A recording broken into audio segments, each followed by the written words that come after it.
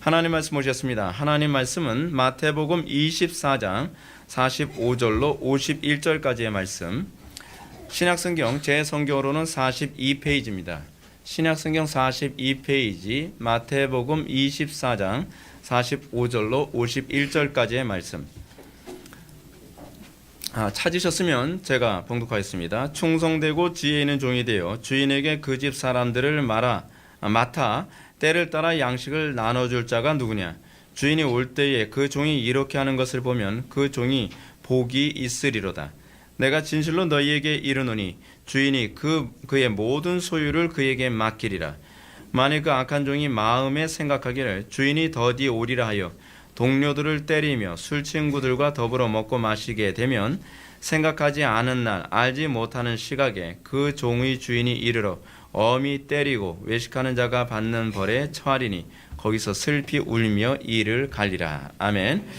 이 시간은 용어 정리 48번째 강의가 되겠습니다. 소명이라는 제목으로 하나님 말씀 증거하도록 하겠습니다. 소명. 종교 개혁의 가장 중요한 구호 또는 핵심이 있다고 한다면 그것은 솔라 스크립투라, 오직 성경입니다. 개혁자들은 신앙의 핵심이 어떤 신비적 체험에 있다고 생각하지 않았습니다. 또는 종교적 행위에 있다고도 생각하지 않았습니다. 신앙의 아주 가장 중요한 핵심이 뭐냐면 말씀에 대한 반응입니다. 말씀에 대한 반응이 그가 살아있는 존재인가 살아있지 않은 존재인가, 그가 성령께 붙잡힌 존재인가 그렇지 않은 존재인가를 점검하는 중요한 시금석으로 작용을 했습니다. 제가 여러분한테도 자주 말씀드리는 것처럼 여러분들이 영적으로 내가 좀 상태가 안 좋다라고 하는 것을 진단하는 중요한 시금석이 무엇이냐면 하나님의 말씀이 별로 이렇게 와닿지가 않는, 하나님의 말씀에 대한 감각이 예전보다 무뎌졌다고 한다면 그것은 틀림없이 아주 심각한 상태에 있음에 틀림이 없습니다. 우리의 영적 상태는 항상 말씀에 의해서 신앙이 진단되어집니다. 기독교 신앙에서 말씀은 신앙의 전부라고 할 수 해도 과언이 아닙니다. 하나님은 말씀으로 세상을 창조하시고 말씀으로 자신을 계시하셨습니다. 신자는 말씀을 통해 구원의 초청을 받습니다. 그리고 말씀으로 영적 생명을 유지합니다. 그리고 말씀을 통해 분별하고 말씀을 통해 신앙이 자랍니다. 그러니까 이 말씀이라고 하는 이 요소가 전혀 없으면서 찬양하면서 아무리 길길이 날뛰어도 그건 신앙이 아니라는 얘기예요. 말씀이라고 하는 요소에 대해서 전혀 반응하지 않으면서 기도 많이 하고 뭔가 봉사 많이 하고 헌금 많이 하고 뭐 열심 내는 거, 이거 아무것도 아닙니다. 그거 마른 뼈입니다. 죽은 영혼이에요. 죽은 영혼. 살아있는 영혼인가 죽은 영혼인가에 관한 문제는 얼마나 길길이 날뛰냐가 아닙니다. 얼마나 찬양을 눈물 흘리면서 하고 얼마나 교회 봉사에 열심을 내고 얼마나 이 종교 행위를 열심히 추종하느냐에서 그 사람의 신앙이 있느냐 없느냐, 이게 건강한 신앙이냐 아니냐를 진단하는 것이 아닙니다. 간혹 가다가 이런 얘기를 많이 합니다. 목사님들이 저 사람이 예전보다 교회 봉사 많이 하니까 신앙이 들어간 것 같아, 또는 교회 봉사 많이 하면 신앙이 들어가, 이런 얘기합니다. 도대체 어디서 나온 얘기입니까? 성경에 그런 얘기는 없습니다. 여러분, 이 사람이 신앙이 있는가 없는가, 또는 이 사람이 신앙이 들어가는가 들어가지 않는가라는 얘기는 이제 저 사람이 말씀에 반응하기 시작했다는 것으로 이 사람의 신앙의 여부를 측정하기 시작을 합니다. 그러니까 신앙이 안 들어갔다 할지라도요, 신앙의 소위 하나님의 그 은혜의 범주 안에 들어오기 시작하면 나타나는 가장 첫 번째 현상을 존 버넨의 철로역정에서도 말씀에 대한 반응이라고 얘기하고 있습니다. 근데 말씀을 들으면서도 고민도 안 해요. 말씀을 들으면서도 반응도 안 해요. 말씀만 들으면 그냥 자장가로 들려요. 말씀만 들으면 그냥 눈 감아 버려요. 이건 영혼이 죽은 상태인 거예요. 이건요. 여러분, 말씀을 뒤로 하면 기독교는 더 이상 기독교가 아닙니다. 제가 지금 오늘날 한국교회의 가장 심각한 문제를 저는 이거라고 봐요. 말씀을 뒤로 하면서 말씀이라고 하는 본질을 한쪽으로 치우쳐 놓고 그리고 비본질적인 것으로 본질의 자리에 채워놓고서 이걸 기독교라고 얘기하는 거예요. 이건 기독교가 아니에요. 안면의 사람들이 오늘날 기독교를 혐오하면서 기독교를 멸시하듯이 하는 그 표현은 어떤 면에서는 틀리지 않다고 생각을 합니다. 왜냐하면 말씀을 본질에 놓지 않았기 때문에 나타난 현상이기 때문에 그런 것이죠. 성경을 비롯한 교회사는 말씀을 떠난 신비적 체험 또는 치유, 변화, 부흥, 성장은 묘의 영이라고 가르칩니다.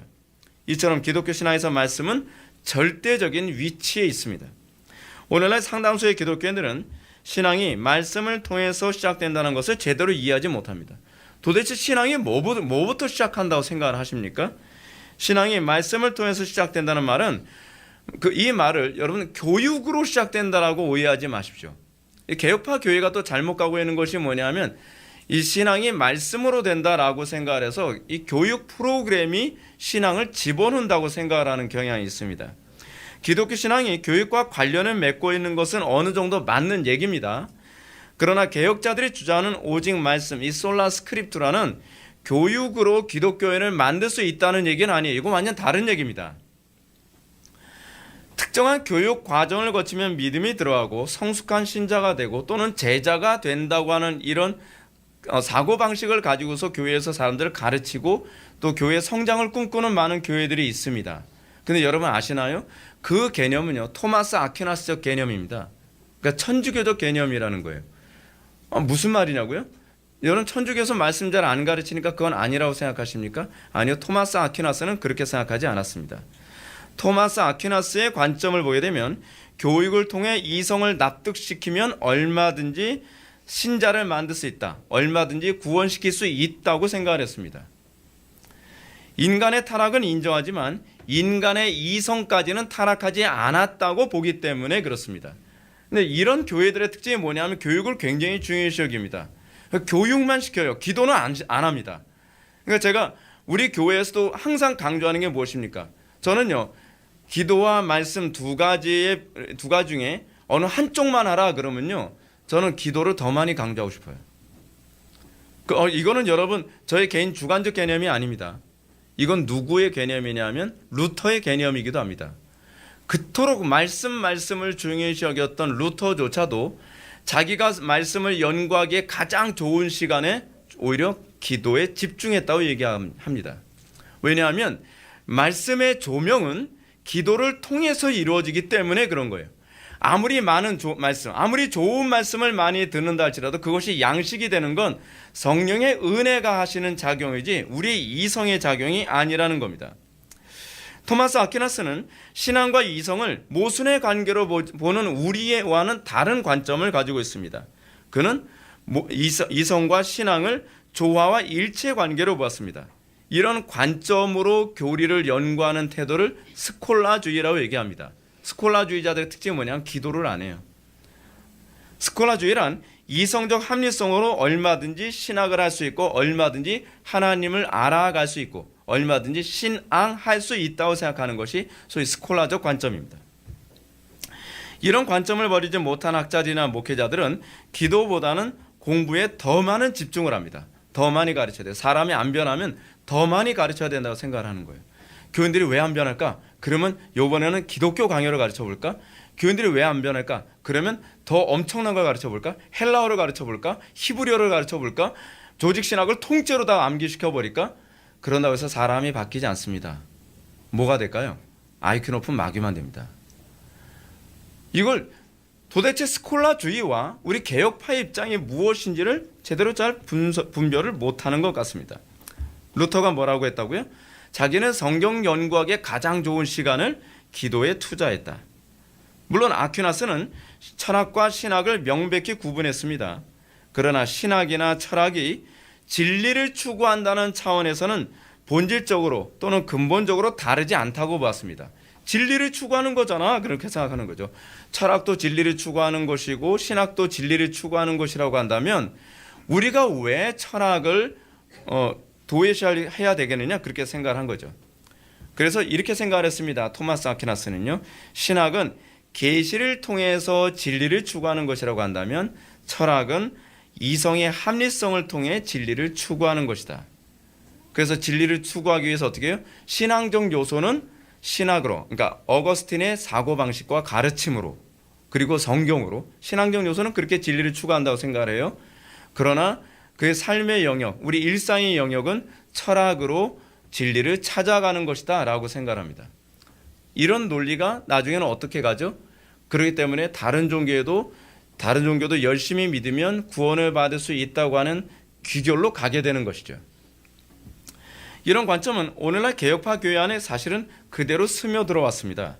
물론 신학적 방법론은 토마스 아퀴나스의 신학이 아닌 개혁파 신학을 추구하죠. 하지만 심적으로 기대하는 대상은 성령의 조명이 아니라 이성의 조명이라는 이것이 문제입니다. 이것이 사실은 아퀴나스적 사고의 아주 중요한 핵심을 이루고 있는 부분이거든요. 존 머레이의 가르침처럼 소명은 하나님의 사역이며 그것도 단독 사역입니다. 하나님의 말씀을 들었을 때에 그 하나님의 말씀이 하나님의 음성으로 들려지게 하는 건 여러분들의 이성이 아니에요. 그거는 성령의 조명하심이에요. 제가 서론에서도 여러분한테 말씀드렸죠. 설교를 듣는데 그 설교가 하나님의 음성으로 안 들리고, 설교를 듣는데 설교가 자장가처럼 들리고, 설교를 듣는데 그 설교가 하나님의 위엄으로 안 들리고 그냥 인간 목사의 목소리로 들린다고 하는 건, 그거는 굉장히 심각한 위험성이 있는 거거든요. 그런 사람들의 특징이 뭐냐면 설교를 정보로만 들어요. 데이터로만 듣는단 말이에요. 그러니까 변하지 않는 거예요.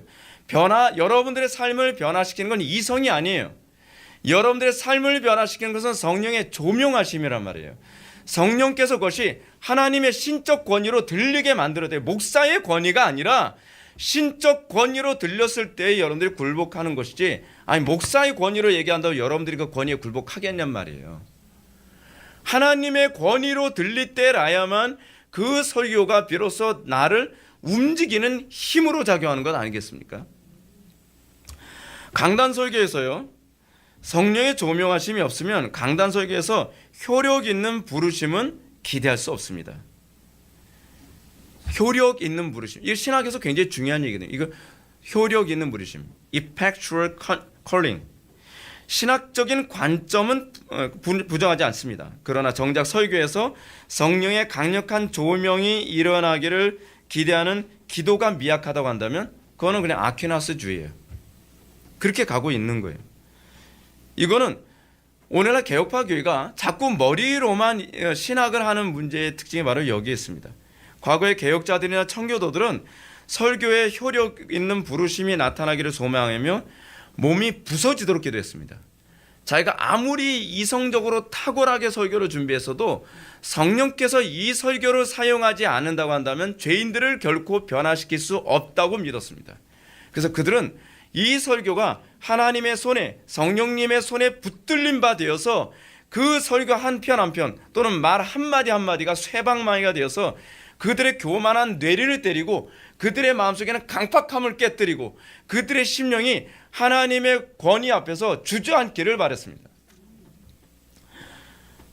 물론 청교도들과 개혁자들은 설교가 지식과 논리와 설득의 요소가 있고 그것으로 가득하다는 점을 인정했습니다. 그러나 정작 죄인들을 각성케 하고 그리스도인들을 만드는 것은 성령의 단독 사역이라고 하는 것을 그들의 무릎 꿇음이 항상 인정했습니다.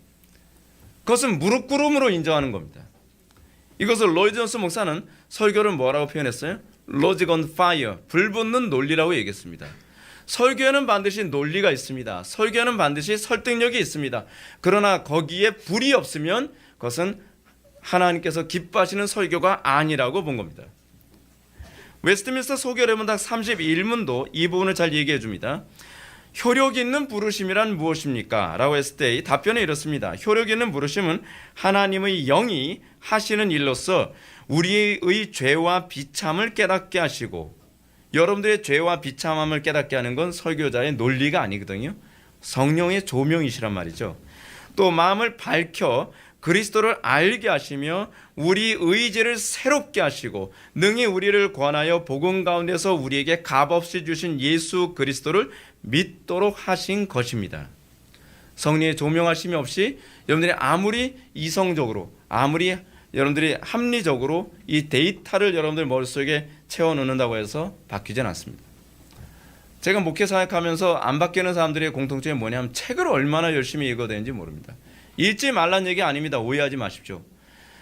저는 왜 안 바뀌는지 모르겠어요. 그러면서 청교도들 책부터 시작해서 개혁자들의 책들, 뭐 조직신학 책들, 바빙크 책들, 뭐 이 책 저 책 많이 읽어요. 그럼 제가 가만히 보면 한심해요. 아니 책을 읽을 시간에 기도를 하시라니까요. 제가 잘 몰라서 그런 것 같아요. 진짜 모르는 건 하나님을 몰라서 그런 거예요.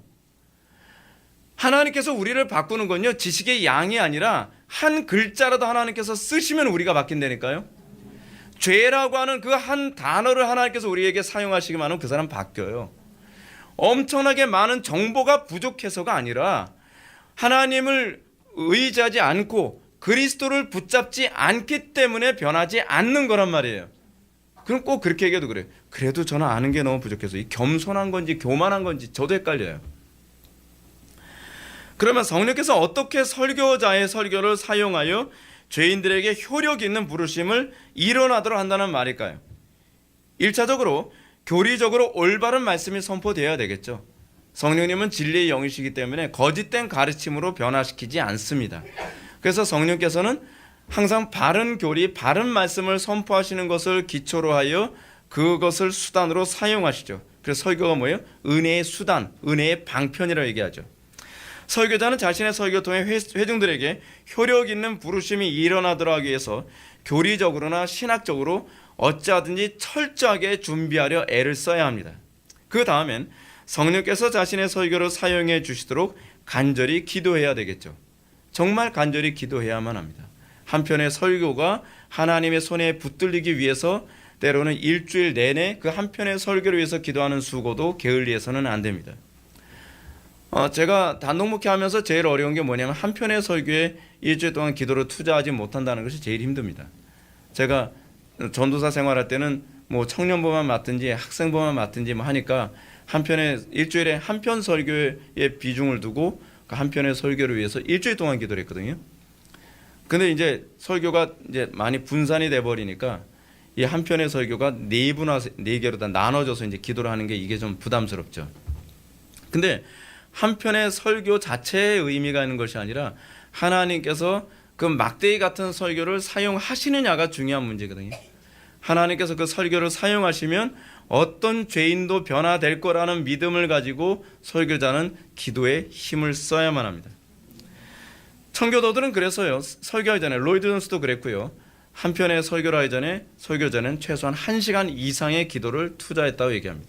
저도 그 일은 계속적으로 하고 있습니다. 20대 초반 때서부터 지금까지 저는 설교 전에 1시간 이상 기도하는 거, 어느 교회 가서 설교하든지 1시간 전에 1시간 이상의 기도를 하고서 강단에 서는 일은 저도 계속적으로 하고 있습니다. 우리 선배들이 그랬기 때문에 저도 따라가는 거죠. 기롤라모 사보나롤라 같은 경우에는 대여섯 시간을 간절한 기도에 힘쓰고 그 다음에 강단에서 설교를 했다고 합니다. 이런 기도를 통해서 설교는 성령께서 효력 있는 부르심의 수단으로 사용되어집니다. 성령께서 설교자의 설교를 효력 있게 죄인들을 부르시는 방식은 사도 바울이 두아디라에서 루디아에게 복음을 전할 때 아주 선명히 잘 나타나죠. 사도행전 16장에 보게 되면은 바울이 루디아에게 복음을 전하는 장면이 나옵니다. 근데 어떻게 한 심령에게 그 말씀이 침투하여 효력을 발생하게 되는가라고 하는 부분을 누가는 아주 잘 설명해 주고 있죠. 사도행전 16장 14절에 보면 루디아라 하는 한 여자가 말을 듣고 있을 때에 주께서 그 마음을 먼저 마음을 열고 바울의 말을 따르게 하시죠. 의지를 움직이시죠. 마음을 여시는 분은 사도 바울이 아니라 성령님이십니다. 성령께서 그 마음을 여시고 의지를 움직여 따르게 하는 것입니다. 이 성령님의 역사에 대한 비중이 줄어들면 줄어들수록 여러분들은 아는 지식은 많을지 모르나 여러분들의 삶의 변화는 기대할 수 없습니다. 설교자가 말씀을 증거하지만 마음을 여시는 분이 성령님이시라는 것을 여러분들이 인정한다면 여러분들은 무릎으로 고백을 해야만 합니다. 기도로 고백을 해야 되는 거죠. 성령님은 마음을 여시고 성령을 깨닫게 하시며 성경을 깨닫게 하시며 가르침을 따르게 하시는 주체이십니다. 그런데 이 일이 설교를 듣는 모든 사람들에게 다 일어나는 것이 아니라는 것이 문제입니다. 하나님께서 택한 백성들에게만 효력 있게 하십니다. 그래서 이거를 효력 있는 부르심이라고 얘기하는 거예요. 회중들이 수백 명, 수천 명, 수십만 명이 된다 할지라도 설교자가 아무리 강력한 성령의 능력으로 설교를 한다 할지라도 그 회중들 중에서 그 설교를 효력 있게 받아들이는 사람은 하나님께서 정한 사람들만 그렇게 된다는 겁니다. 어떤 사람이 비참한 사람입니까? 한쪽에서는 은혜를 받고 눈물을 흘리고, 한쪽에서는 은혜를 받고 각성되어지고 변화되고 내가 죄인이라는 것을 깨달았다고 탄식하는데, 한쪽에서는 왜 그러는 거야 도대체? 저 사람은 왜 우는 거야? 그냥 아무 느낌이 없는, 그 자기가 이상한 건데 그 울고 있는 사람은 이상한 것처럼 쳐다보는 그 비참한 심령. 여러분들이 정말 일평생 살아가면서 제일 경계해야 될 게 무엇인지 아십니까? 나는 왜 말씀에 대해서 아무런 감각이 없는가를 두려워해야만 합니다. 강단에서 설교를 하는 것을 소위 콜링이라고 얘기합니다. 소명이죠. 근데 소명을 하는데 어떤 사람은 효력이 없어요. 그리고 어떤 사람에게는 그 설교가 효력이 있어요. 그래서 어떤 사람에게는 그 설교가 그 사람의 인생을 바꾸지만, 어떤 사람은 그 설교가 아무런 영향도 끼치지 못할 뿐만 아니라 더 나아가서는 마음을 더 강팍하게 하기도 한다는 것이죠. 이건 굉장히 두려운 얘기입니다. 바울이 얘기합니다. 미리 정하신 그들을 또한 부르시고. 그렇습니다. 하나님께서는 설교를 통하여서 미리 정하신 은혜 받기로 작정된 그들을 부르시는 것입니다. 성경이 우리에게 알려주시는 점은 심령이 가난한 자, 이런 사람이 효력 있게 말씀을 듣죠. 간절히 사모하는 자, 그 사람이 효력 있게 그 말씀을 듣죠. 또 겸손한 자, 그가 하나님의 말씀을 효력 있게 듣죠. 의에 줄이고 목마른 자, 그가 하나님의 말씀을 효력 있게 받는 부류들입니다. 그래서 우리는 항상 하나님의 말씀을 효력 있게 받기 위해서 우리는 어떤 태도를 견지해야만 합니까? 기도로 예배를 준비하고, 기도로 하나님의 말씀이 내 심령에 효력이 있기를 열망하고, 그 내 마음이 혹시 예배에 참여하기 전에 교만하지 않은지, 그리고 강팍하지 않은지, 또는 너무 부유해져 있지 않는지, 우리는 그런 부분에 대해서 심각하게 점검하고 우리가 하나님의 말씀을 받을 수 있는 심령이 되도록 하기 위해 예배 전에 기도로 준비하는 일은 굉장히 중요한 일입니다. 근데 문제는 뭐냐 하면, 여러분은 예배에 실패하는 것이 얼마나 심각한지, 또는 예배 가운데 하나님의 말씀이 효력 있는 부르심으로 들리지 않는 것이 얼마나 심각한 문제인지를 전혀 인지하지 못한다는 게 문제입니다. 이 상태를 방치해 놓게 되면 여러분들은 점점 교만이 점점 싹이 트고, 그리고 강팍함과 마음 굳어짐이 점점 심화되어지게 됩니다. 절대로 이건 방치해 놓을 노릇이 아닙니다. 한번 마음이 굳어진 것을 다시 회복하고 돌이키는 일은 쉽지가 않습니다. 그런데 하나님의 말씀에 대해서 감각이 없어지는 것이 심각하다고 생각하지 않는다고 한다면 여러분들의 영혼은 지금 죽음을 향해 달려가고 있는 것입니다. 문제는 이것입니다. 오늘날 한국교회의 상당수의 교인들은 하나님의 말씀에 은혜를 받지 못해도 신앙이라고 생각하는 것이 보편화되어 있다는 사실입니다. 아니요. 제가 분명히 말씀드리지만 그 영혼은 죽어가거나 또는 죽은 심령일 가능성이 농후합니다. 성경은 뭐라고 얘기하죠? 너희가 어느 날 그의 음성을 듣거든 마음을 강팍해 하지 말라. 마음이 굳어질까 두려워하라. 이것이 성경이 끊임없이 우리에게 주는 경고의 경고입니다. 왜요? 기독교 신앙의 핵심은 솔라 스크립투라, 오직 말씀에 대한 우리의 반응이기 때문에 그렇습니다. 물론 우리가 하나님의 말씀을 듣는데 언제 어떻게 우리에게 효력이 일어날지는 모릅니다.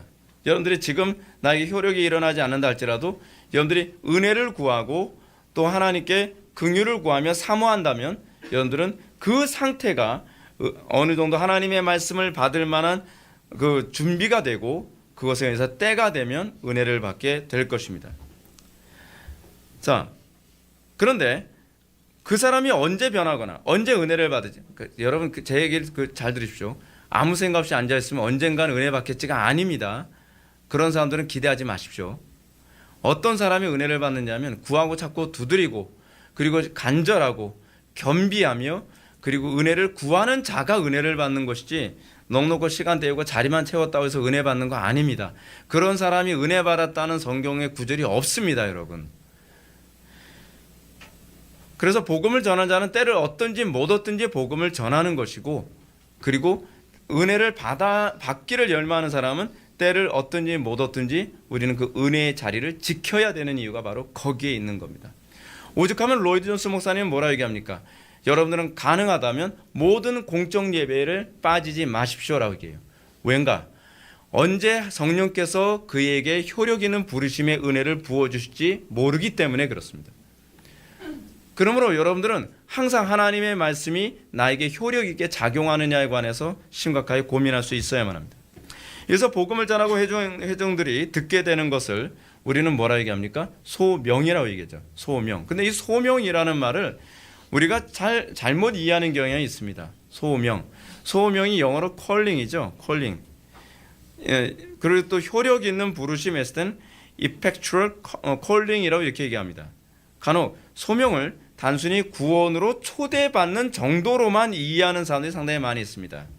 근데 이 소명이라는 단어를 한자로 설명을 굉장히 잘 해놨어요. 부를 소자에다요, 그 목숨 명자를 사용합니다. 이거의 사전적 의미는 이렇습니다.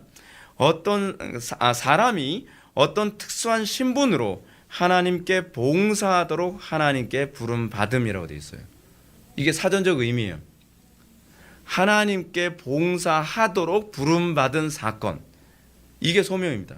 천국 가도록 부름 받은 사건이 아니라 하나님께 봉사하도록 부름 받은 사건이라는 거예요. 이 의미는 신학적으로 그리고 성경적으로 아주 명확하게 잘 표현한 겁니다. 소명은 단순히 구원을 위한 부르심만이 아니라 하나님께 대한 봉사자로 부름받은 사건입니다. 이걸 우린 다른 말로 뭐라 그러죠? 예배자로 부름받은 사건이라는 거예요. 여러분, 예배가 뭐라고 생각합니까? 우리가 예배에 관해서 얘기했지만 예배라고 하는 것은 하나님께 대한 봉사를 의미하는 표현이거든요. 우리는 소위 콜링, 여러분들이 설교를 들을 때 그것이 효력 있게 부름받게 되면 여러분들이 나타나는 것이 뭐냐면 그 순간부터 여러분들은 하나님께 대한 봉사자로, 예배자로 삶을 살게 된다는 거예요. 소명의 이런 관점을 명확하게 이해하기 위해 우리는 창세기부터 다시 한번 살펴보아야만 합니다. 창세기는 인류가 어떻게 소명이 필요한 상태가 됐는지를 가르쳐 줍니다. 최초의 인류였던 아담과 하와는 본래 하나님의 통치 대리인으로 하나님께 대한 봉사자로 창조되었습니다. 우리는 그걸 뭐라요? 예배자로 창조됐다고 얘기하죠. 그러나 아담과 하와의 심각한 문제는 뭐냐면 그 임무를 망각했습니다. 더 이상 하나님께 대한 봉사가 아니라 나 자신을 위한 봉사자로, 더 정확하게 얘기한다면 마귀를 위한 봉사자로 그의 인생이 바뀌었다는 겁니다. 하나님을 예배하는 예배자의 삶을 거부하고 자기 만족적 삶을 사는 쪽을 선택했다는 것이 그의 문제인 거죠. 소명은 복음을 들은 사람에게 옛 아담에게 부여됐던 예배자의 삶으로 돌아올 것을 요청합니다. 그것이 소명입니다. 그러므로 구약부터 하나님의 선택은 단순히 천국 백성이 돼서 잘 먹고 잘 살고 고민 안 하고 해피하게 사는데 초점을 맞추고 있지 않습니다. 하나님의 선택은 여러분들 그렇게 이해하는 것은 이건 이방 종교적으로 이해하고 있는 겁니다. 예수 믿고 천당 가서 이제는 잘 먹고 잘 사는 거, 이거를 여러분들이 소위 소명의 개념으로 이해하고 있다면 여러분들은 이방 종교적으로 이해하고 있는 겁니다. 성경적 개념이 아니에요. 성경적 개념은 하나님께서 우리를 선택하시고 하나님께서 우리를 부르셔서 하나님 나라 경작에 헌신되도록 우리를 부르신 사건이 소명입니다. 하나님께서 아브라함을 선택하신 것도 죄악으로 관영한 가나안 땅을 심판하고 그 땅에 하나님 나라를 세우는 일꾼으로 부르신 겁니다. 이것이 소명의 특징입니다. 소명이 하나님을 향한 봉사자로서 예배자로 부르셨다는 사실은 출애굽기 모세에게서도 잘 나타납니다. 모세가 광야에서 떨기나무 가운데 하나님을 만나죠. 하나님께 대한 하나님을 만나서 그 다음에 어떻게 변화됩니까? 하나님께 대한 봉사자로 바뀌기 시작합니다. 하나님 나라 건설을 위한 헌신하는 사람으로 바뀌게 되죠. 그래서 예배를 뭐라고 얘기합니까? 다른 말로 서비스라고 얘기하죠. 서비스가 뭡니까? 봉사하는 거죠. 봉사자의 삶을 사는 것이 하나님께 대한 봉사와 이웃에 대한 봉사의 삶을 살아가는 것. 그래서 사도 바울은 이런 봉사자의 삶이라는 개념을 뭐라고 표현하냐면 둘로스라고 표현한 거예요. 나 그리스도의 종된 바울은 이렇게 얘기하죠. 자기 자신을 종이라고 얘기한 이유는 뭐냐면 소위 예배의 개념을 그대로 탑재해서 얘기하고 있는 것입니다. 이스라엘 백성들을 하나님께서는 모세를 통해 구출해내고 그들로 하여금 가나안 땅으로 인도하기를 원하셨습니다. 모세는 그 일을 감당하기 위한 일꾼으로 부름받은 겁니다. 그럼 모세의 사역은 애굽에서 이스라엘 백성을 끄집어내고 광야까지 인도하는 것으로 그의 소명이 끝나고요. 그의 소명이 끝나는 겁니다. 그리고 이제 가나안 땅에 들어가서 그 소명은 누구에게 바통이 넘겨집니까? 예수 그리스도라고 얘기할 수 있는 히브리식 발음, 그렇죠? 여호수아에게 넘어가야 됩니다. 예수 그리스도와 같은 이름이 있죠. 여호수아, 호세아. 이게 사실 헬라어로 예수가 되는 겁니다. 예수가요. 자, 여호수아는 가나안 땅을 정복하여 가나안 족속들의 죄를 심판하고 하나님의 통치를 대신 구현하는 예배자로 또는 봉사자로 부름받습니다. 여호수아의 임무는 후대 이스라엘 왕에게로 다시 이어집니다. 이 연속선상에서 왕들이 하나님의 소명을 거역하고 우상숭배에 빠지면 하나님의 징계와 심판을 받죠. 우상숭배에 빠졌다는 말은 단순히 종교적인 문제가 아닙니다. 우상숭배에 빠졌다는 것은 하나님께 대한 봉사를 거부하고 옛 아담과 하와의 모습으로 회귀했다는 것을 의미하는 표현입니다. 때문에 소명에 합당한 삶을 거부한다면 그 자체로 이방인처럼 취급되며 그 땅에서 나중에는 토해지게 되는 그런 징계를 받게 됩니다. 소명이 단순한 구원으로서의 초청만이 아니라 하나님께 대한 봉사, 즉 예배로 부름받은 사건이라는 사실은 선지자 이사야의 회심에서도 아주 명확하게 잘 나타납니다. 선지자 이사야의 회심 사건이 이사야서 6장에 언급되죠. 이사야는 성전에서 스랍들이 찬양 소리와 함께 하나님의 영광을 목도합니다. 그 자리에서 자신의 비참함을 깨닫게 되죠. 하나님의 영광을 목도한 자에게 나타나는 전인용의 특징이 뭐라고요? 자신의 비참함을 깨닫게 됩니다. 그래서 이사야는 이렇게 얘기합니다. 화로다 나여 망하게 되었도다. 나는 입술이 부정한 사람이요 나는 입술이 부정한 백성 중에 거주하면서 만군의 여호와이신 왕을 배웠음이로다. 하나님과 계속적으로 교제 관계에 있는 사람은 자기 의에 빠지지 않습니다. 근데 하나님과 교제가 멀어지면 멀어질수록 우리는 자기 의에 대해서 굉장히 확신을 갖고 자기 의로 인해서 점점 사람이 강팍해져 가죠.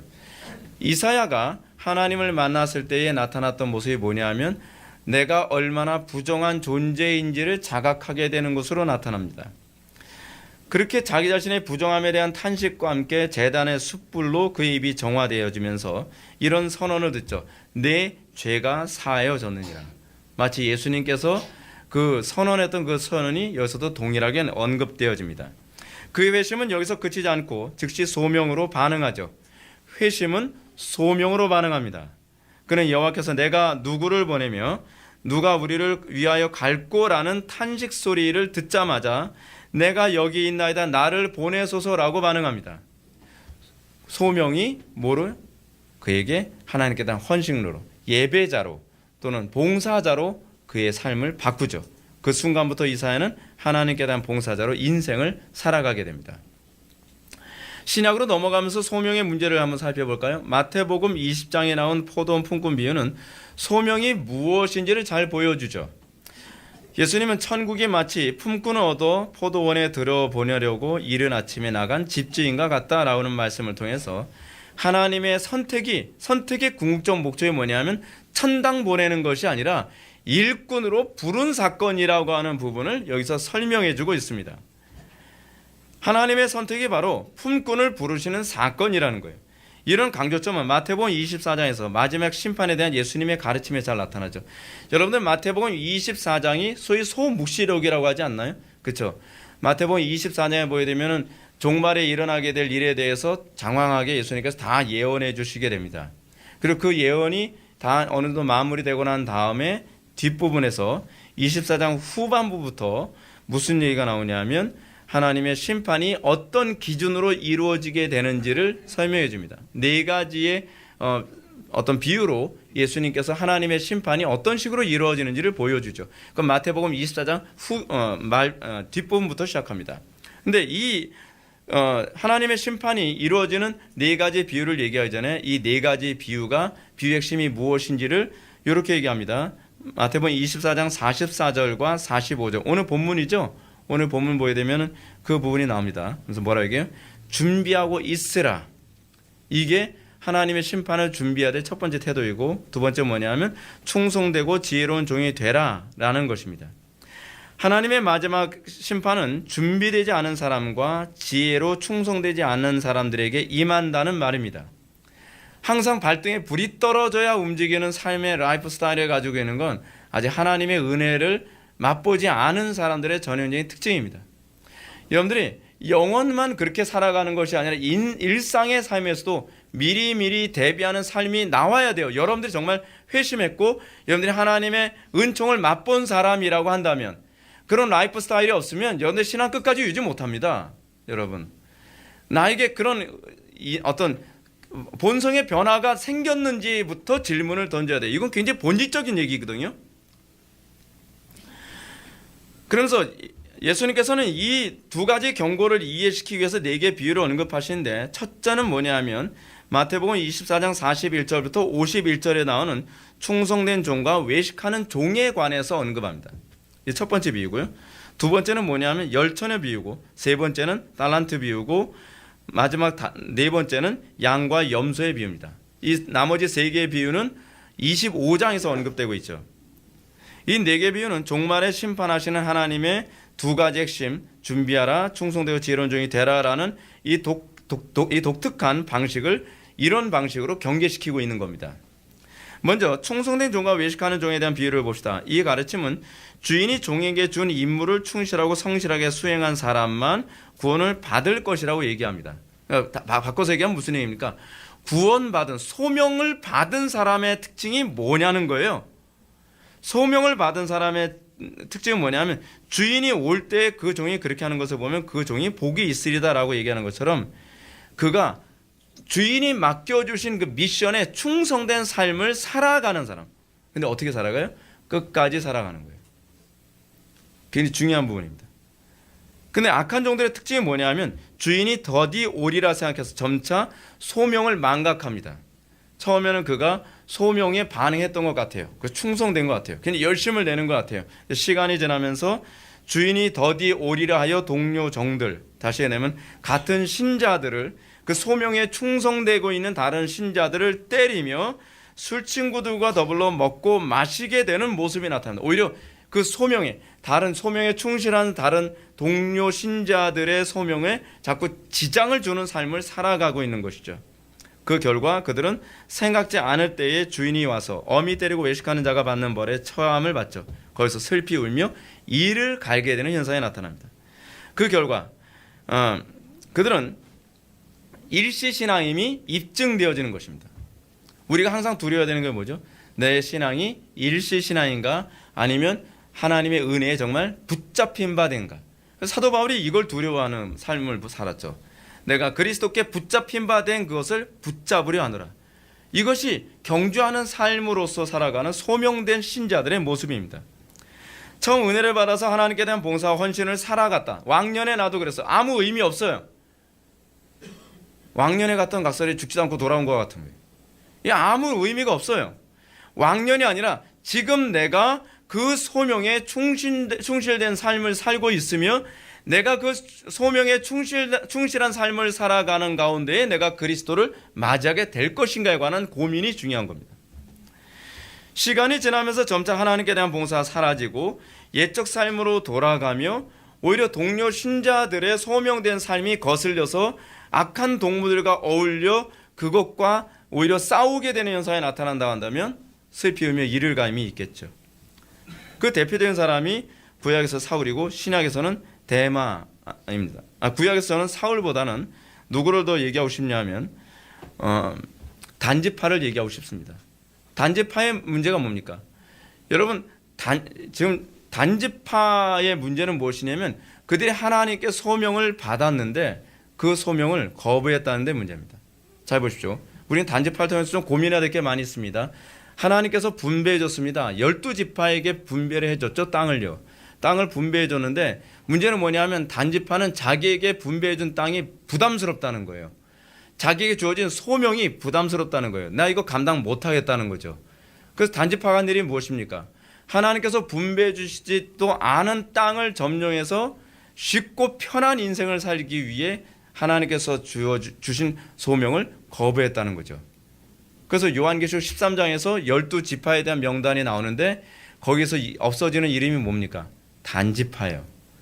단지파만 이름이 없어지는 게 아닙니다. 또 한 지파의 이름이 거기서 없죠. 에브라임 지파입니다. 에브라임 지파의 문제를 호세아서 4장에서는 뭐라고 얘기하냐면 그가 우상에 빠졌으므로 라고 얘기합니다. 한번 좀 찾아봅시다. 지금 제가 여기다 기록을 해놨는데 태블릿이 지가 알아서 지워버렸어요. AI에서 호세아 4장 보시고 AI 너무 믿지 마십시오. 위험합니다. 지 맘대로 지워버려요. 제가 기억하기로는 호세아인데 4장 17절 4장 17절 맞습니다. 다 같이 읽겠습니다. 시작. 에브라임이 우상과 연합하였으니 버려두라. 아멘. 이거 별거 아닌 구절 같죠? 이 한 절이 요한계시록에서는 에브라임 지파가 없어지게 됩니다. 그러니까 하나님 나라의 기업으로부터 제거되는 거예요. 이건 뭐죠? 소명을 버린 자에게 나타나는 현상을 그대로 보여주고 있습니다. 신약에서는 누가 그렇습니까? 데마가 그렇죠. 데마가 사도 바울과 함께 소명에 충실된 삶을 살고 있다가 데마는 소위 세상이 좋아서 세상으로 돌아가 버리고 그리고 자기 소명을 외면함으로써 사도 바울이 그의 신앙을 일시라는 개념으로 규정합니다. 그들은 하나님 나라 경작자의 소명이라는 직분을 끝까지 지키지 못한 사람들입니다.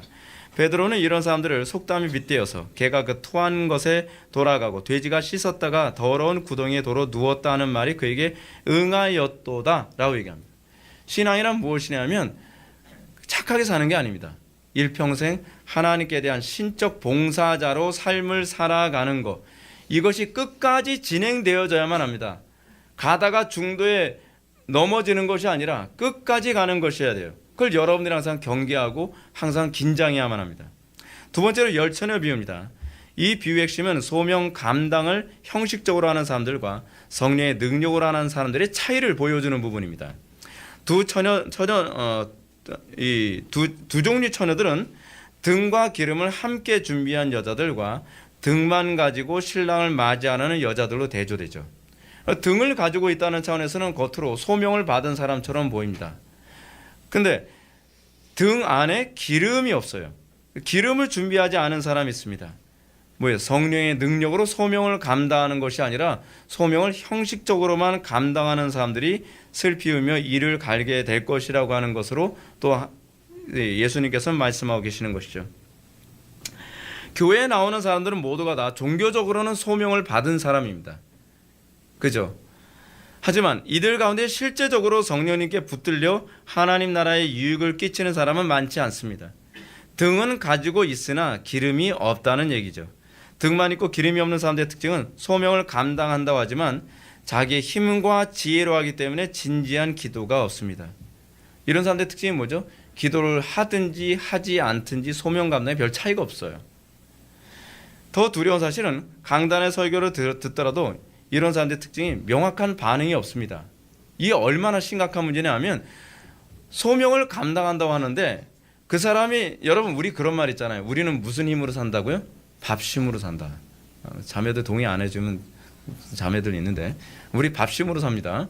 밥심으로 사는데 영적으로도요 밥심으로 삽니다. 하나님의 말씀을 제대로 소화를 못하고 하나님의 말씀을 제대로 듣지 않는데 열심히 헌신해요. 제가 다른 교회에서 부교육자 생활하면서 그런 거 되게 많이 봤거든요. 교회에서 봉사를 너무 많이 하느라고 예배 시간에 상습적으로 그냥 주무세요.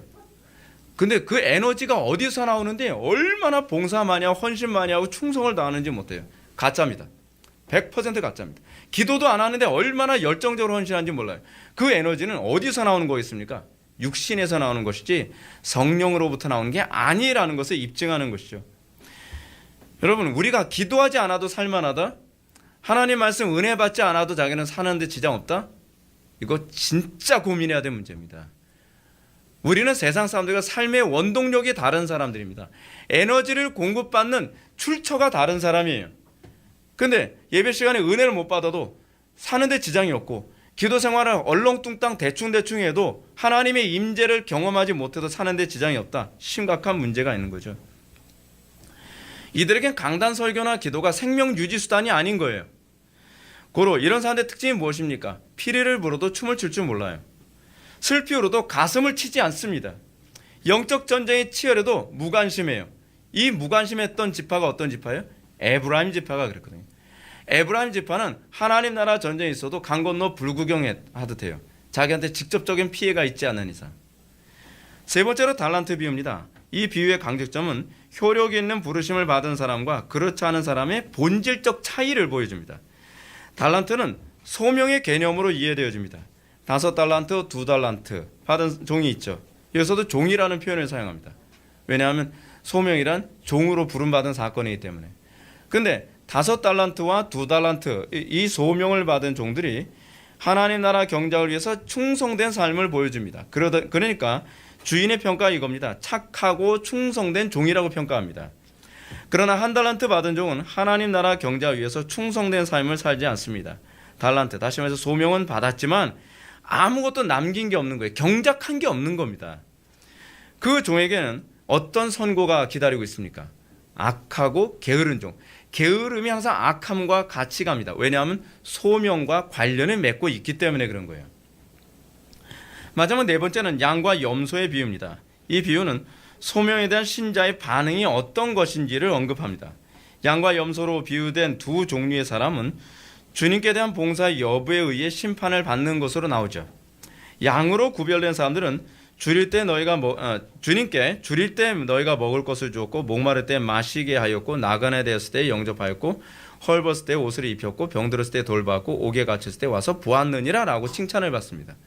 반대로 염소로 분류되어지는 사람의 특징이 무엇이냐면 주님께서 줄일 때 너희가 먹을 것을 주지 아니하였고 목마를 때 마시게 하지 아니하였고 나그네 되었을 때 영접하지 아니하였고 헐벗을 때 옷 입히지 아니하였고 병들었을 때 옥에 갇혔을 때 돌보지 않아요. 이거 다 뭐죠? 예배하지 않았다는 표현이에요. 이게 다. 그죠? 근데 이 사람들의 공통점이 뭐냐면 주여 제가 언제 그랬는데요? 라고 양쪽이 다 그래요. 너희가 나를 배고플 때 돌봤다? 뭐 어땠다 저랬다 했는데 제가 언제 그랬나요? 또 염소로 분류되는 사람은 제가 언제 안 했다는 거예요. 라고 이렇게 얘기합니다. 자, 이 사람들은 이것을 의식하지 못합니다. 이것은 소명 수행이 의식의 영역이 아니라 본성적 변화에 의한 결과라는 걸 보여줍니다. 성령으로 거듭난 신자는 성령의 인도를 받아서 하나님께 대한 봉사의 삶, 예배자의 삶이 무의식적으로 이루어지게 됩니다. 그렇기 때문에 자기가 언제 주님을 돌봤는지 몰라요. 자기가 의식적으로 내가 예수님이니까 돌봐야지 그런 게 아니에요. 그냥 성령의 인도하심 때문에 기쁨으로 살다 보니까 자동적으로 하나님을 섬기는 예배자의 삶이 이루어지게 되는 거죠.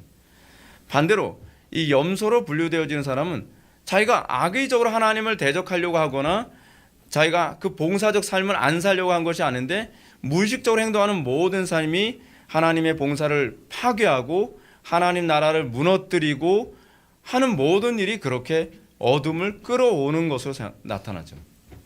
실제로 여러분들 우리 주변에서 그런 거 많이 보지 않나요? 거듭나지 않으면 선을 행할 수 없어요. 거듭나지 않고서는 하나님 나라에 유익이 되지 않아요. 오히려 그 사람은요, 소위 마이너스 손 같아가지고 하나님 나라 헌신의 봉사를 한다고 하면 오히려 더 심각해지는 현상이 나타나요. 아예 핫덜덜 마라 이런 소리까지 나올 정도로요. 왜냐하면 이건 기능의 문제가, 그러니까 어떤 육신적 기능의 문제가 아니라 영적 기능의 문제이기 때문에 그런 겁니다. 바울은 소명이 하나님께 대한 봉사, 즉 예배라는 사실을 디모데후서 2장 4절의 말씀을 통해서 아주 명쾌하게 설명하죠. 뭐라고요? 병사로 복무하는 자는 자기 생활에 얽매이는 자가 하나도 없나니 이는 병사로 모집한 자를 기쁘게 하려 함이라 라고 합니다. 여기서 바울은 구원을 병사로 모집한 사건, 즉 소명의 사건이라고 얘기합니다. 구원을 소명으로 이해하는 바울의 관점은 또 이렇게 얘기하죠.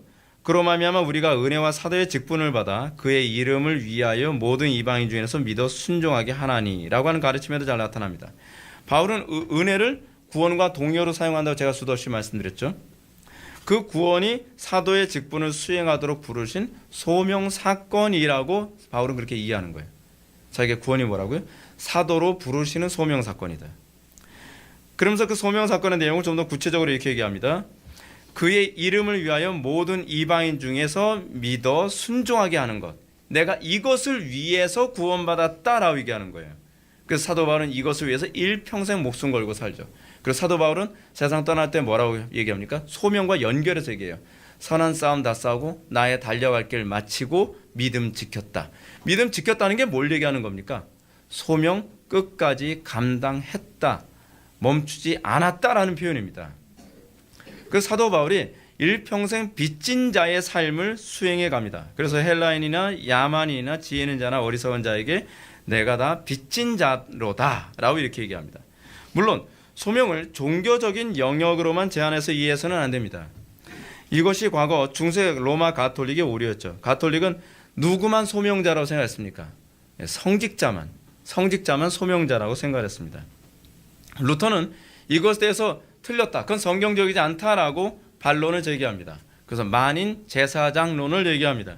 신자는 구원받은 그 순간부터 삶의 모든 영역에서 제사장적 삶을 사는 것이 옳다라고 본 것이죠.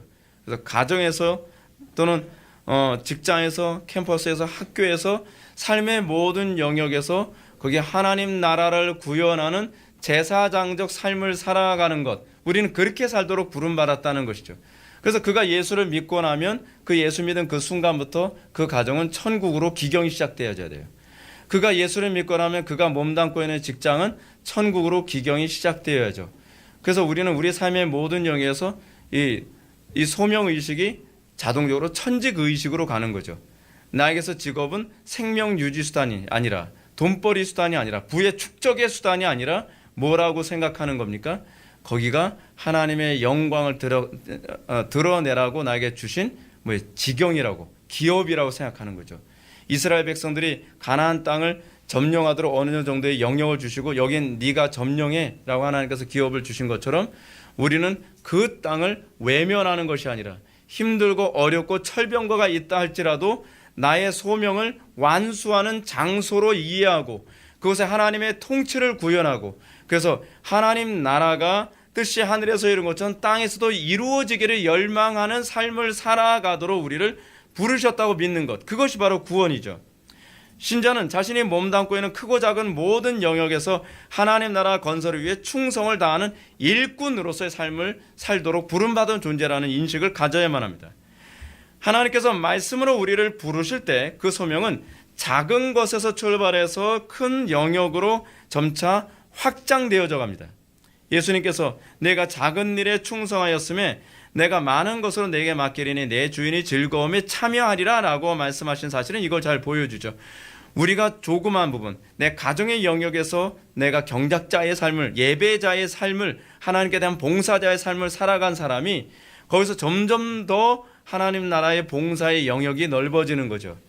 제가 교회에서 설교 한 편 한 편에 충성을 다하는 이것이 쌓이고 쌓여서 제가 더 큰 영역에서 봉사할 수 있는 하나님의 일꾼으로 인정받게 되어지고, 그러면 하나님께서는 더 지경을 넓힐 수 있도록 우리에게 더 큰 것을 맡기는 현상이 나타나는 거죠. 자기에게 주어진 작은 일에 충성되지 않고 더 큰 소명을 기대할 수 없습니다. 우리는 나에게 주어진 조그만 거 하나도 불성실하고 거기 하나님 나라 경작에 충성도 안 하면서 공부도 개떡같이 하고, 그리고 자기에게 주어진 임무도 아주 불충실하게 하면서 왜 하나님께서 나를 크게 안 써주시나요? 이거 문제가 많은 겁니다. 저는 개인적으로 이렇게 생각합니다. 한 편 한 편의 설교에 충성되지 않은 사람이 대형 교회를 꿈꾼다? 그거야말로 심각한 오류 아닌가요? 자기에게 주어진 영혼들 하나하나를 하나님의 말씀대로 정확하게 양육하는 데 관심을 갖지 않으면서 양 많이 달라고 얘기하는 거, 그거야말로 정말 잘못된 것 아닌가요? 우리는 우리에게 주어진 조그만 영역이라도 일단은 부담을 가지고 충성을 다할 생각을 해야만 합니다. 가장 작은 영역부터 소명을 직감해야만 합니다. 저는 제가 우리 자녀들을 둘을 낳았을 때 내 자녀라는 개념보다는 소명이라는 개념이 먼저 떠오르더라고요. 우리는 그런 생각을 가져야만 합니다. 자신이 몸담고 있는 가정, 학교, 직장, 교회 등의 영역에서 소금과 빛의 사역을 감당하고 그 어두운 곳을 밝히는 일에 우리가 힘써야만 합니다. 작은 영역에서 착하고 충성된 태도로 소명을, 다시 하자면 하나님께 봉사함을 또는 예배자로 우리가 감당한다면 하나님께서 점차 더 큰 일을 맡기고 그것 통해서 하나님의 영광을 나타낼 것을 믿으시기 바랍니다. 소명에 대해서 정의를 내리겠습니다. 소명이란 하나님께서 신자를 하나님 나라 일꾼, 즉 예배자로 삼으시기 위해 말씀의 효력을 주신 사건입니다. 우리가 예배자로 사는데 관심이 없다면 그 사람은 아직 소명이 뭔지 모르는 것이죠. 기도하시겠습니다. 사랑이 많으신 하나님, 예배가 우리 신앙의 전부인 줄 압니다. 우리가 예배에 정당한 반응을 하지 않는다고 한다면 우리에겐 더 이상 아무것도 진보가 있을 수 없는 줄 압니다. 우리가 하나님께 대한 예배자로 항상 정당하게 반응하게 하여 주시고 하나님의 말씀의 효력이 우리 심령에서 항상 천둥과 번개로 역사하여 우리가 그 권위 앞에서 굴복된 영광스러운 삶을 살아가게 하여 주옵소서. 예수님의 거룩하신 이름으로 기도하옵나이다. 아멘.